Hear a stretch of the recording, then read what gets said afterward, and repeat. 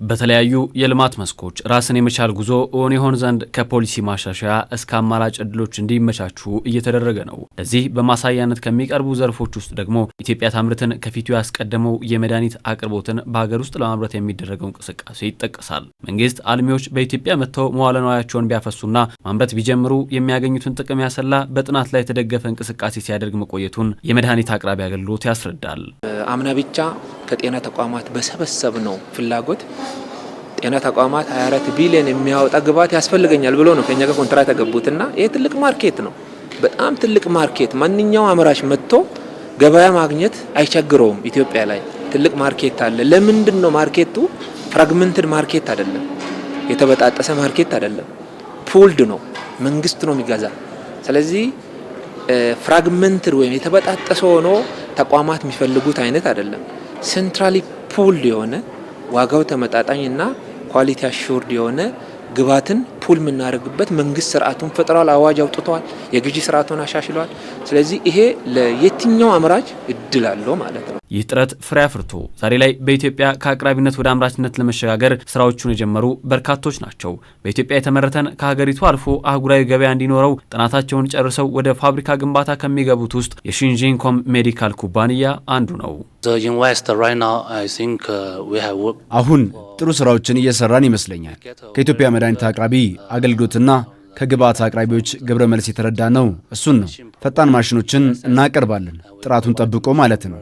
አሁን ይህንን በማሳደግ እኛ የምናስበው በአዲስ አበባ ፋብሪካ ለመትከል ነው። እቅዳችንም ፋብሪካ በማስቀመጥ በቻይና የተመረተ የሚለውን በኢትዮጵያ የተመረተ ለማድረግ አስበናል። ተጨማሪ ቴክኖሎጂዎችንና የተሻሻሉ መሳሪያዎችን ለዚህ ሀገር ለማቅረብም ይረዳል። ከዚህ ባሻገር የእውቀት ሽግግር ላይ የተለያዩ ስራዎችን እየሰሩ እንደሚገኙ ያስረዳሉ። ይህም ኩባንያው በኢትዮጵያ ኢንቨስትመንት ላይ ላለው የረዥም ዓመታት እቅድና የማስፋፊያ ልማት ማሳያ ሆኖ የሚቀርብ ነው። በጋራ እንደመቆማችን ለሻጮች የምናቀርብ ብቻ አይደለንም፣ ለዶክተሮችና ኢንጂነሮች ስልጠና እንሰጣለን። ባለፈው 2025 ዓመትም የስልጠና መድረክ አዘጋጅተናል። ከ50 በላይ ዶክተሮችና ኢንጂነሮች ሰልጥነዋል። የሜዲካል መሳሪያዎችን እንዴት መጠቀም እንዳለባቸውና ዘላቂነቱ ላይም ስልጠና አግኝተዋል።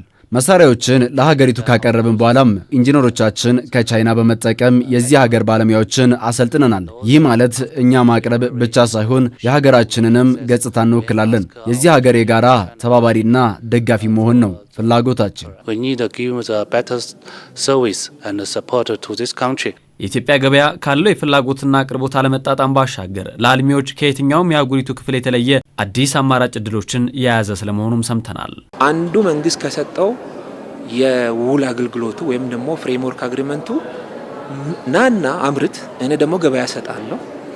ገበያውን ግን 1 ዓመት ብቻ አልሰጥህም፣ እስከ 7 ዓመት ሰጣለሁ ነው ፍሬምወርክ አግሪመንት 7 years። ስለዚህ 7 years ፍሬምወርክ አግሪመንት የትኛውም አፍሪካ ሄደ አታገኘውም። የትኛውም አፍሪካ ሀገር ላይ አታገኘው። በእኛ ሀገር ግን አንዱ 7 years አግሪመንቱ ፍሬምወርኩ እኔ ፕሮቴክሽን አለ ለአንተ ገበያ ሰጣለሁ ብቻ። ዋናው ዓላማ መጥተህ እዚች ሀገር ላይ አምርት፣ የምንፈልገውን አምርት፣ ማህበረሰባችን የሚፈልገውን መድኃኒት አምርት የሚል ስለሆነ ይሄ እድል ነው። ይህም በሀገር ውስጥ ለረዥም ዓመታት በመድኃኒትና ግብዓቶች አቅራቢነት የተሰማሩ ኩባንያዎችንም ያነሳሳ የኢንቨስትመንት አማራጭ ሆኗል። በተለይ ደግሞ ለሀገር ውስጥ አቅራቢዎች የሀገር ጥሪን እንደመቀበልም ሆኗል። በዚህ ሴክተር ላይ እንዳለ ሰው ስመለከተው ፖሊሲዎቹ የበለጠ አመቺ የሆኑ መጥተዋል።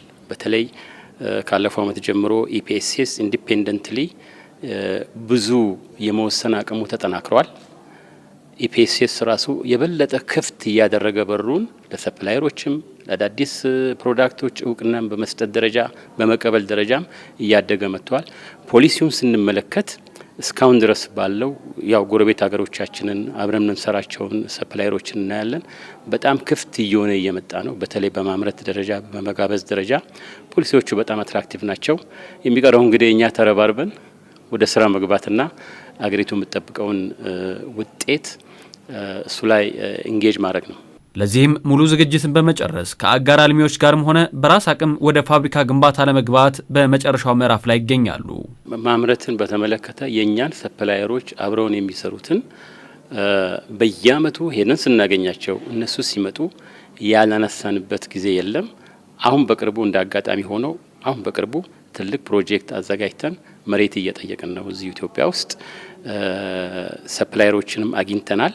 ከነሱ ጋር እየተነጋገርን ነው። በጆይንት ቬንቸር ከኛ ጋር የሚሰሩ በመምረጥ ደረጃ ነው ያለነው ኤቢኤቾች። ስለዚህ በቅርቡ እናሳካዋለን የሚል ተስፋ አለን። ለዘርፉ የተሰጠው ትኩረት ከአቅራቢነት ወደ አምራችነት ለመሸጋገር አልሚዎችን በመሳብ የዘርፉ እመርታ ሆኖም በማሳያነት እየቀረበ ነው።